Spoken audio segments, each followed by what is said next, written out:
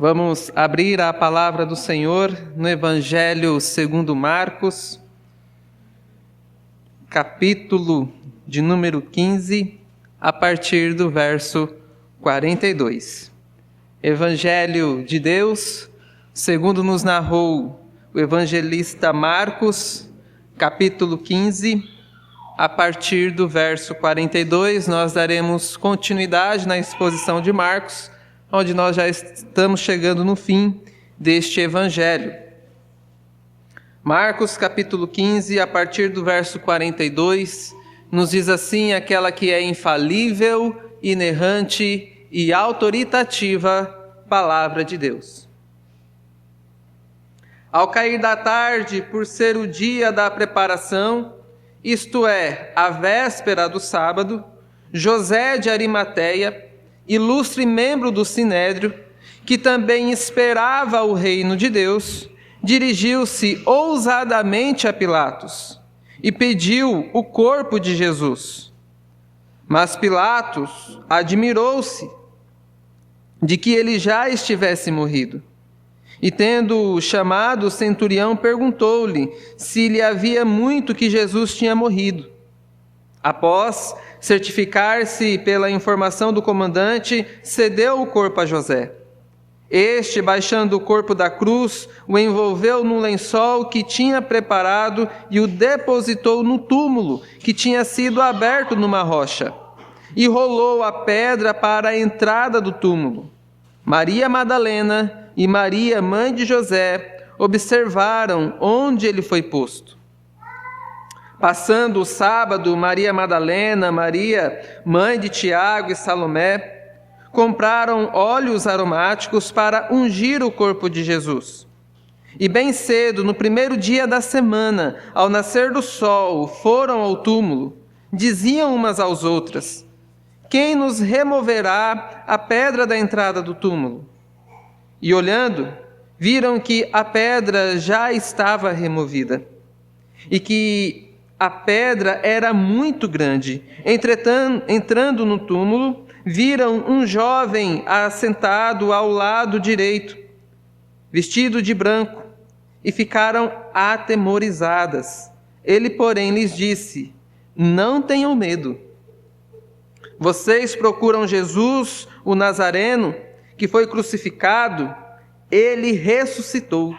Não está aqui, vejam o lugar onde tinham colocado. Mas vão e digam aos seus discípulos, aos discípulos dele, e a Pedro, que vai adiante de vocês para a Galiléia. Lá vocês o verão, como ele disse. E saindo elas, fugiram do sepulcro, porque estavam tomadas de temor e assombro, e não contaram nada a ninguém, porque estavam com medo. Amém. Oremos mais uma vez, meus irmãos, buscando a iluminação do Senhor, o nosso Deus. Pai Santo e Deus Eterno, sempre é maravilhoso poder desfrutar da companhia do Senhor. Principalmente quando estamos reunidos junto com os nossos amados irmãos para adorar o Senhor em espírito e em verdade. Que a Tua palavra nessa noite venha de encontro com nossas necessidades. Que o Senhor fortaleça a nossa fé.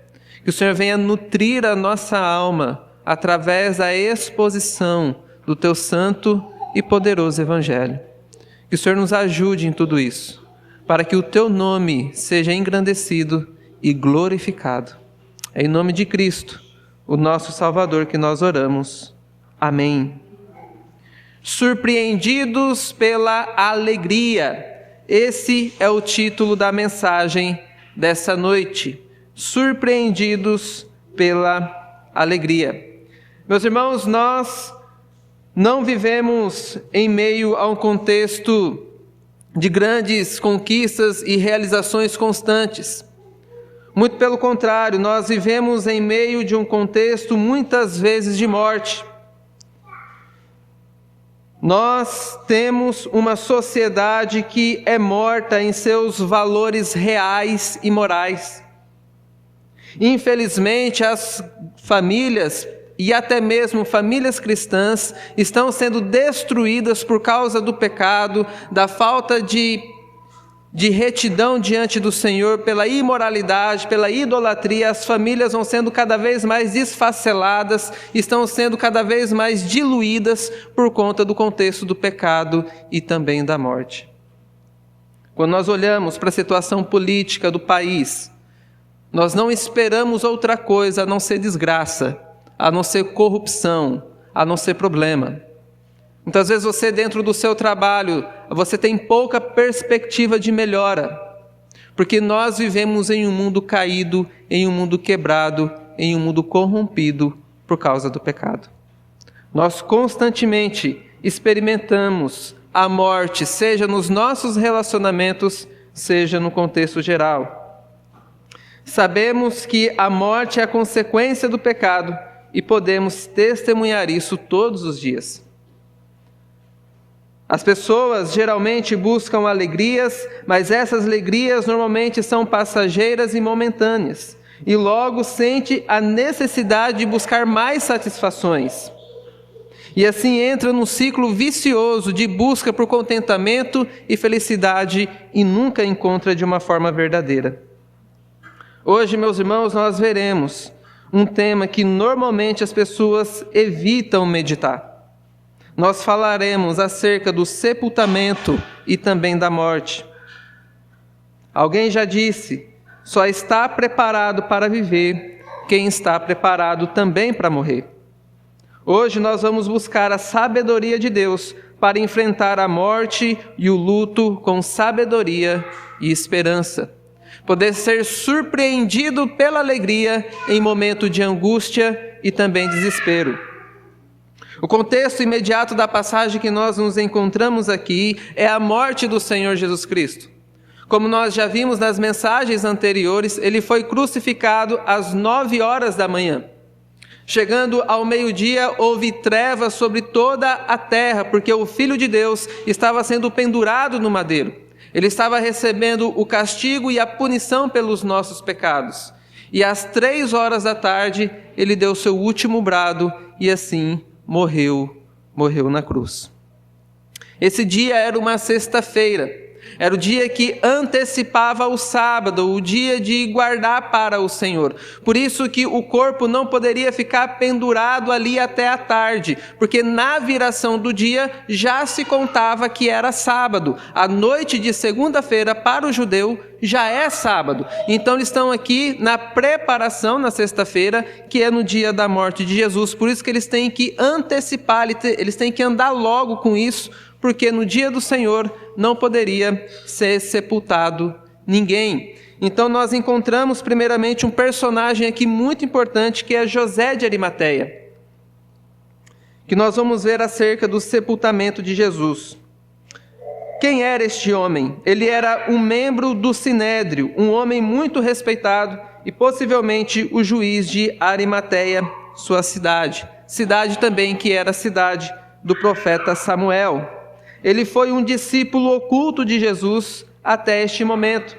Marcos enfatiza que ele também era uma pessoa que esperava o reino de Deus, que ele não concordou com a decisão do Sinédrio de crucificar, de matar o Senhor Jesus Cristo, e que após a morte do Senhor, ele se preocupou com o corpo de Cristo Jesus. E assim ele buscou com Pilatos o direito de fazer o sepultamento do corpo de Cristo. José é um membro do Sinédrio muito semelhante também a Nicodemos. Logo após a morte de Jesus, José se preocupou com o corpo dele, buscou a autorização de Pilatos e disponibilizou assim um belo túmulo. Essa atitude foi ousada, pois ao fazer isso, estava se expondo como discípulo e estava mostrando claramente que Jesus tinha valor para ele. Essa atitude de José poderia ter comprometido o seu futuro dentro do Sinédrio e a sua reputação também diante de Pilatos. O que nós vemos aqui, meus irmãos, é que a morte de Jesus, ela exige dos seus discípulos ousadia para se identificar com ele. José de Arimateia, ao se preocupar com o corpo de Cristo, ele se expôs como discípulo do Senhor Jesus Cristo. Diante disso, nós temos algumas testemunhas da morte de Cristo. E a primeira delas que o texto nos apresenta aqui é Pilatos, quando ele recebe a informação de que Jesus morreu e ele ficou muito admirado com isso. E então ele pergunta para o seu comandante, o centurião que presenciou todo aquele momento, se de fato era verdade isso, ele também o confirmou. Nós já temos então mais duas testemunhas aqui, tanto Pilatos como o comandante da morte de Cristo. Além disso, as mulheres que o acompanhavam desde a Galileia. Todos aqui são testemunhas da morte de Jesus. A morte e sepultamento foram certificadas tanto pelos amigos de Cristo, como também pelos seus inimigos.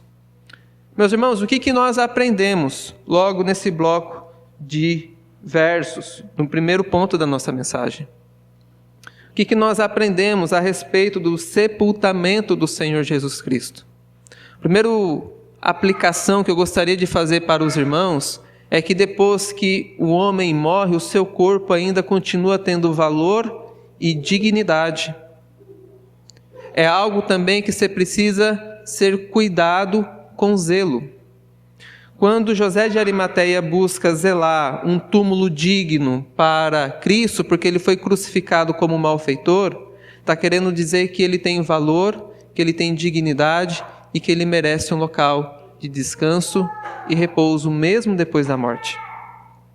Isso mostra para nós que a humanidade, mesmo qualquer homem ou mulher, mesmo que depois que morreu, o seu corpo deve ser tratado com honra. Nós temos um exemplo disso na Sagrada Escritura, sobre a preocupação após a morte com o nosso próprio corpo. Os irmãos se lembram de José do Egito? O que ele disse acerca do seu próprio corpo? Que ele não permanecesse ali no Egito para sempre, mas quando o povo de Deus voltasse para a terra prometida, os seus restos mortais fossem levados também, porque o seu local de descanso é junto da promessa do Senhor da terra prometida. Porque ele pensou o que iria acontecer após a sua morte com o seu próprio corpo. Então isso é algo importante para o cristianismo. Na Idade Média, para os irmãos terem uma compreensão disso, para que pudesse fazer exumação de um corpo, tinha que pedir autorização para a igreja. Leonardo da Vinci mesmo foi um dos primeiros a fazer exumação no corpo humano, e isso era feito com apenas algumas pessoas. Tamanha era o significado do corpo humano para as pessoas que tinham ali uma mente mais religiosa. Então nós devemos ter um cuidado com o corpo após a morte. É claro que esse cuidado não pode ser excessivo, esse cuidado não pode ser idólatra, mas nós entendemos que o corpo possui dignidade e honra mesmo depois que ele morre. Outra aplicação que nós encontramos aqui na passagem, é que as testemunhas da morte e do sepultamento de Jesus são incontestáveis. Tanto os seus amigos, como os seus inimigos, os seus discípulos e aquele que mandou executar, certificou-se da sua morte. Ou seja, Jesus morreu literalmente.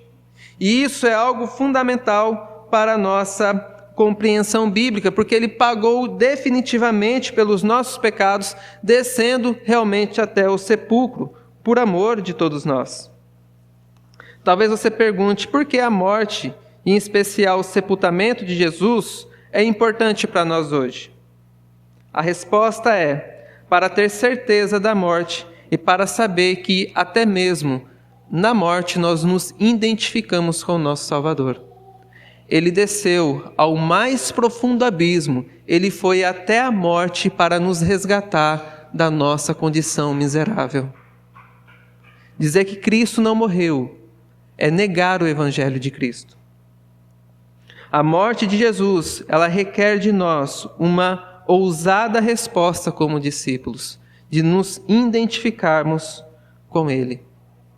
Todavia, os discípulos aqui de Jesus, eles não tinham a compreensão da totalidade do que estava acontecendo ali.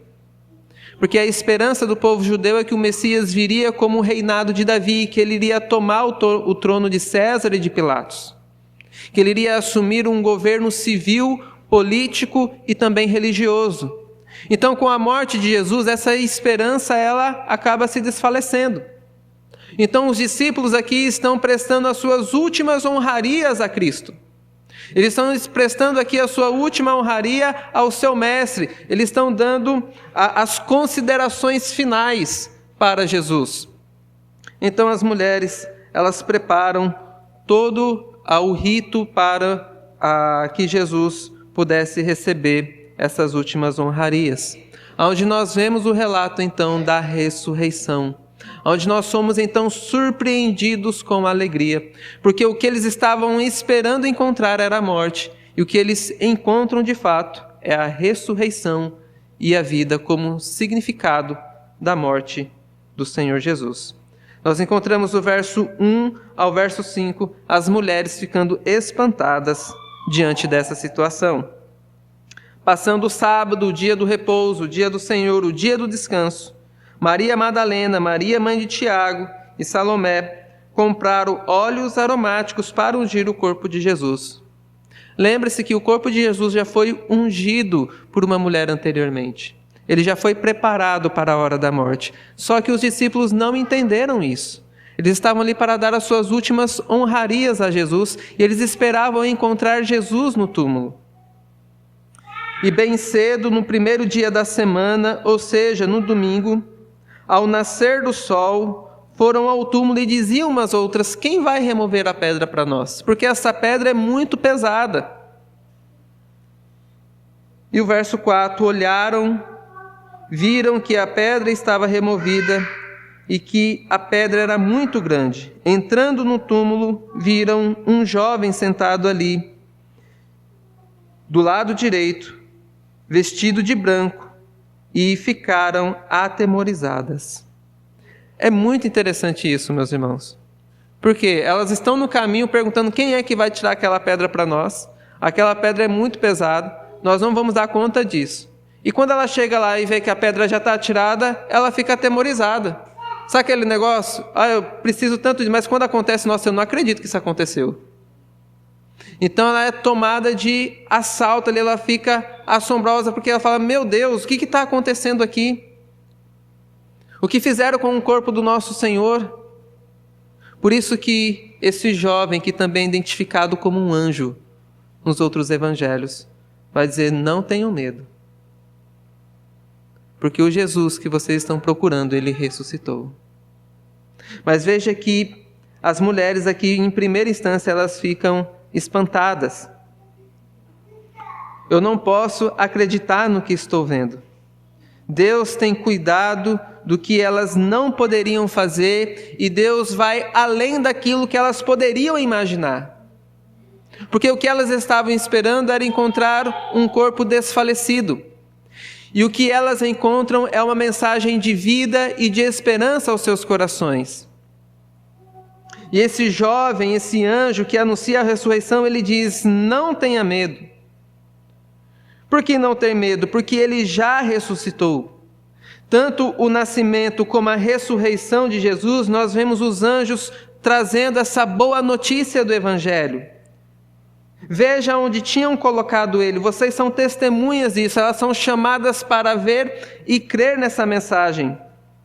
E que após crendo, então, elas poderiam anunciar para a comunidade dos discípulos. Nós temos aqui testemunhas oculares da sua morte e da sua ressurreição.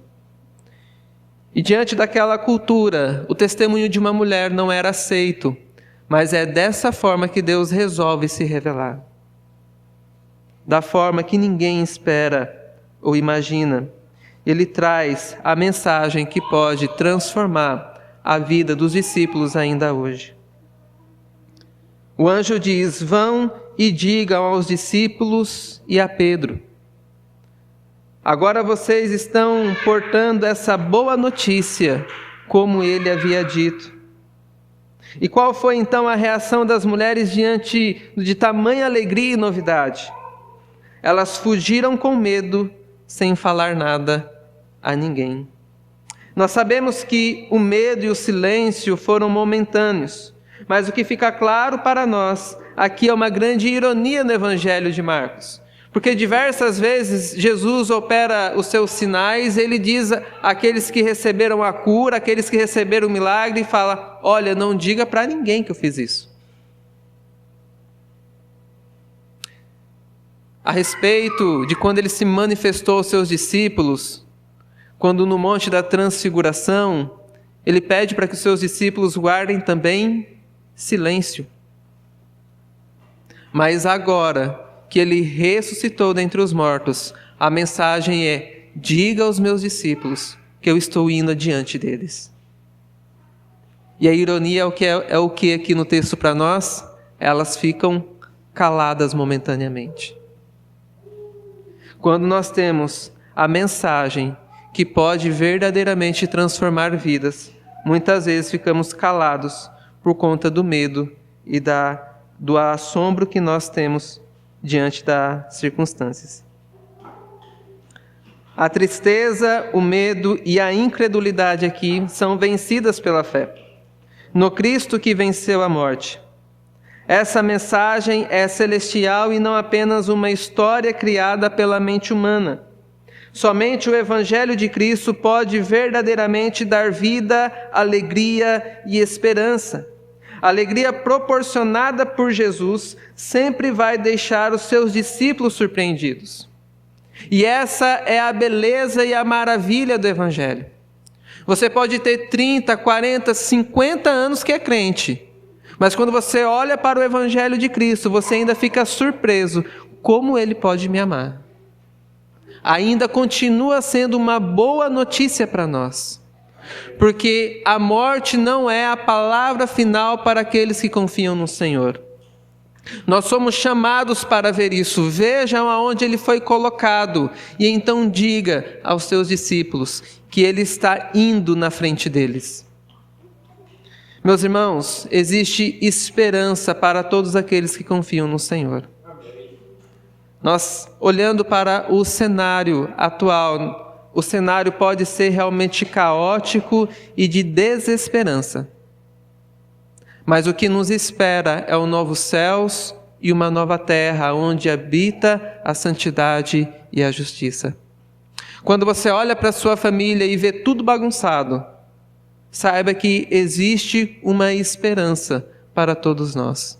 E essa esperança está nessa mensagem da ressurreição de Cristo Jesus, o nosso Redentor.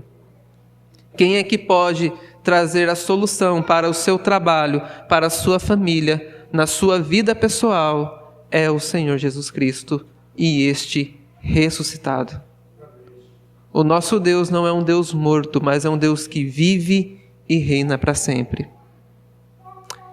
E o que é muito belo nessa passagem é que ele diz: digam aos discípulos e a Pedro que eu vou adiante deles para a Galileia. Por que ele vai mencionar especificamente Pedro aqui? Porque ele tem a verdadeira intenção de restaurar o ministério e a vida do apóstolo Pedro. Todos sabem que Pedro negou a Cristo. E especialmente, Cristo não se esquece dele ou negligencia o cuidado com a vida dele. Diga aos discípulos e a Pedro que eu ainda estou na frente de vocês, que eu ainda estou conduzindo vocês. Veja que a mensagem aqui é de completa esperança para aqueles que não tinham mais esperança. Para aqueles que estavam esperando a morte, agora eles recebem a vida. E assim também é a mensagem do Evangelho para nós. Quando nós estamos desesperançosos, quando nós não estamos mais com perspectiva do futuro, nós olhamos para Cristo e enche o nosso coração de alegria e de esperança, porque nós sabemos o final da história. E o final da história é que o Cordeiro venceu, ele venceu a morte. Porque ele venceu a morte, nós também venceremos. Se com ele nós morremos, com ele nós também reinaremos. As dores, meus irmãos, enfermidades que nós enfrentamos no presente século, elas são vencidas pela fé em Cristo Jesus, que venceu a morte. Caminhando então para algumas considerações finais, que nós aprendemos a lidar com a morte com ousadia a partir do Evangelho de Cristo Jesus, porque nós temos uma viva esperança. Você quer ver as pessoas fugirem do assunto? É quando se trata realmente de morte. A pessoa normalmente vai pensar nisso quando está mais no período da velhice. Então nós devemos, meus irmãos, pensar a respeito disso. Pensar a respeito da morte. Pensar no local do nosso túmulo. Isso é importante. O nosso corpo, ele continua tendo dignidade e honra mesmo depois que morre. A memória daqueles que faleceram, elas são vivas no nosso coração como bons pensamentos e lembranças daqueles que partiram e estão no Senhor. Ou se não partiram com o Senhor, na expectativa de que o Evangelho poderia sim ter transformado aquela vida. Mas o nosso tratamento com o corpo, ele é algo especial, porque nós somos criados em imagem e semelhança do Senhor. É muito comum, por exemplo, quando uma celebridade morre, as pessoas ficarem curiosas e espalham foto da pessoa fazendo a autópsia. Então, isso para nós que somos cristãos é um grande pecado, porque o corpo deve ser tratado com honra, mesmo depois que ele falece. E nós aprendemos a lidar com isso com ousadia e esperança. Pensa no negócio chato é lidar com um plano funerário no momento da morte. Normalmente é alguém próximo da família, porque ela já está completamente nos seus sentimentos abalados por conta de tudo isso. E isso é algo muito difícil de lidar. E muitas pessoas usam desse momento também para tirar proveito. Mas o que nós aprendemos, meus irmãos, é que o Evangelho pode nos dar a segurança de enfrentar esses momentos com até mesmo alegria. A única esperança para a morte é a ressurreição de Jesus. Ele vai adiante de vocês para a Galiléia, ele continua liderando sobre o seu povo. Jesus ressuscitado conduz os seus discípulos como verdadeiro bom pastor para a consumação até o final do século. Jesus, meus irmãos, após a ressurreição, ele continua nos conduzindo e ele prometeu fazer isso até a consumação dos séculos. Por isso que mesmo no leito de morte, nós podemos ter esperança que Cristo está na direção e no controle de todas as coisas. Essa é a mensagem do Evangelho diante do cenário de morte. Esperando unicamente a destruição, Deus nos surpreende com a vida e com a alegria. Este Evangelho edifica tanto os crentes vacilantes como alcança aqueles que ainda não creem. Este é o Evangelho da graça de Deus, que pode dar vida para um coração morto em seus delitos e pecados. A ressurreição de Cristo, meus irmãos, é fundamental para a fé cristã. Se Cristo não morreu e não ressuscitou no terceiro dia, depois da sua morte, é vã a nossa fé. Isso é um ponto fundamental, porque somente Ele pode verdadeiramente nos dar alegria e esperança. E para finalizar, eu gostaria de compartilhar aqui alguns testemunhos de alguns personagens da igreja. E um deles é um teólogo que eu admiro muito, que é o Martyn Lloyd-Jones. No final da sua vida, ele teve câncer. E ele, já cansado de lutar com essa enfermidade, ele disse: "Não orem pela minha cura. Não tentem me impedir de ir para a glória. Não orem pela minha cura, porque eu quero estar junto com meu Pai." Russell Shedd, um teólogo e missionário que atuou aqui em terras brasileiras, bastante influente, principalmente no meio batista. Já no final da sua vida também, enfrentando também a doença a respeito do câncer, ele disse: "Eu nunca tinha sofrido esse sofrimento, que é o câncer. Até estes últimos meses, realmente tem sido uma experiência muito boa para mim. porque a gente se sente desmamado do mundo. Cristo sofreu no nosso lugar, para que a gente pudesse desfrutar da grandeza do seu amor e ser até mesmo consolado em meio à angústia e o sofrimento à espera da morte. Nessa semana, o teólogo Timothy Keller, pastor também presbiteriano que faleceu agora sexta-feira, o seu filho nos diz as suas últimas palavras em oração.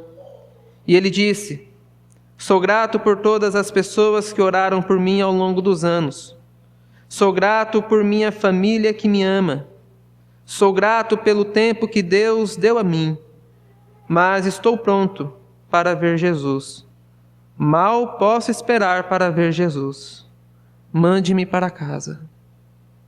Essa é a esperança, meus irmãos, daqueles que confiam no Evangelho. É enfrentar a morte com ousadia, porque sabe que ela não tem a palavra final.